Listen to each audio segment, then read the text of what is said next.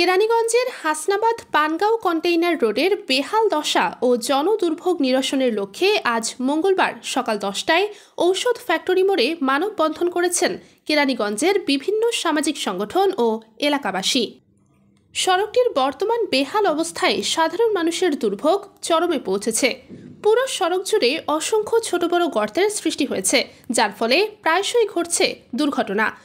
একটা আন্তর্জাতিক রাস্তা, সেই রাস্তার আজকে বেহাল দশা, দেখার কেউ নাই। তাহলে কি আমরা বলতে পারি না যারা এইসব দায়িত্বে কর্মকর্তা আছেন, যারা এসির মধ্যে বসেন, ঘুমান, খান সরকারি টাকা, তাদের কি একটু লজ্জা করে না? তারা আসলে কি চায়? তারা কি চায় বিগত সরকারের সময় যেমন লুটপাট করে খেয়েছেন, এখন তারা একইভাবে চলাফেরা করবেন? আমরা তা হতে দিব না, কোনোদিনও আমরা হতে দিব না। আমরা ভালোভাবে বলছি, বিগত সরকার যেভাবে দেশ পরিচালনা করেছেন, লুটপাটের রাজনীতি করেছেন, এগুলি সব প্রত্যাহার করতে হবে।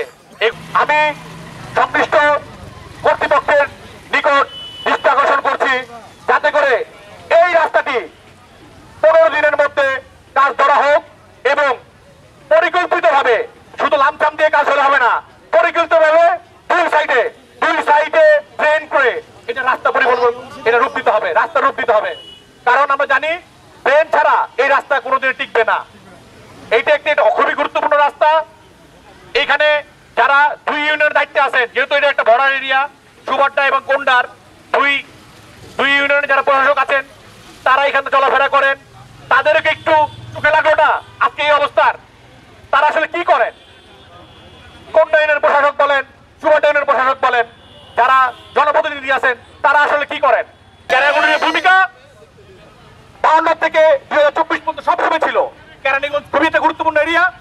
এই এরিয়ার মানুষ সবসময় বিচনশীল, তারা সবসময় ভালোর মতো থাকে। আপনারা তাকে খারাপের দিকে নিয়েন না, খারাপের দিকে নিয়ে গেলে একজন থাকতে পারবেন না কেরানীগঞ্জে। আমরা একজন সরকারি প্রশাসন কর্মকর্তাকে একজনটা আমরা এখানে থাকতে দিব না, যদি আপনারা ঠিক মতো আপনার দায়িত্ব পালন না করেন। আমি আবারও আপনাকে হুঁশিয়ার দিয়ে বলতেছি, 15 দিনের মধ্যে যদি এই রাস্তার কাজ আপনারা না ধরেন, পরিকল্পিতভাবে ড্রেন না করে যদি আপনার কাজ না ধরেন, আমরা কিন্তু এটা কঠোর ব্যবস্থা নিব। গুরুত্বপূর্ণ এই সড়কটি দিয়ে প্রতিদিন হাজার হাজার যানবাহন চলাচল করে, কিন্তু সংস্কারের অভাবে এটি এখন চলাচলের প্রায় অনুপযোগী। এর ফলে তীব্র যানজটের সৃষ্টি হয়, যার কারণে বিশেষ করে স্কুলগামী শিক্ষার্থী, কর্মজীবী মানুষ এবং রোগীদের মারাত্মক সমস্যার সম্মুখীন হতে হচ্ছে। দীর্ঘদিন ধরে এই সমস্যার সমাধান না হওয়ায় ক্ষুব্ধ এলাকাবাসী মানববন্ধন কর্মসূচির মাধ্যমে তাদের প্রতিবাদ জানিয়েছেন।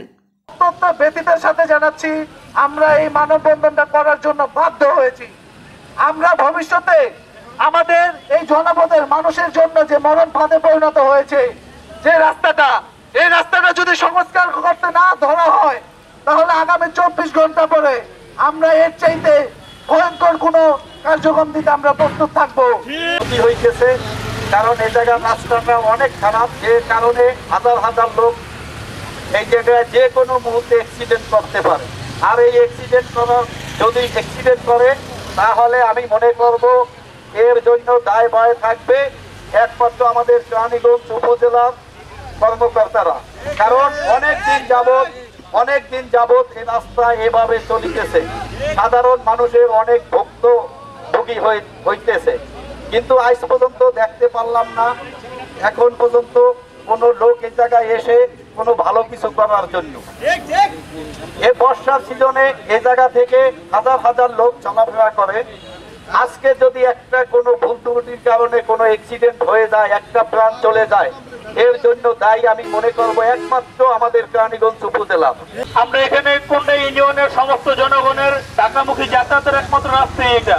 তো আমাদের কোন্ডাবাসীর প্রাণের দাবি আমাদের রাস্তার অতি দ্রুত সংস্কার এবং টেকসই সংস্কার। প্রতি বছরই দেখা যায় আপনারা একেবারে স্যাপ দিয়ে ছাতু মেখে রাখেন, ওই সংস্কার করেন 10 দিন, ওই জন্য সংস্কার আবার আমাদের ওই বিপদসীমার অতিক্রম করে ফেলে, আমরা আবার ভুক্তভোগী হয়ে যাই। তা আমরা চাবো একটা টেকসই সংস্কার হবে এখানে।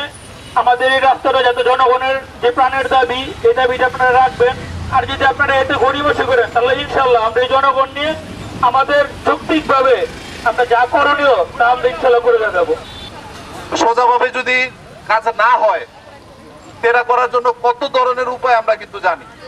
এজন্য বারবার বলতেছি, সময় খারাপ হওয়ার আগেই কাজটা দ্রুত ধরা উচিত। আর যদি ধরা না হয়, পরবর্তী পদক্ষেপ যেটা নেওয়া দরকার সেটা আমরা নেব, তখন আমাদের আটকে রাখার মতো আর কেউ থাকবে না।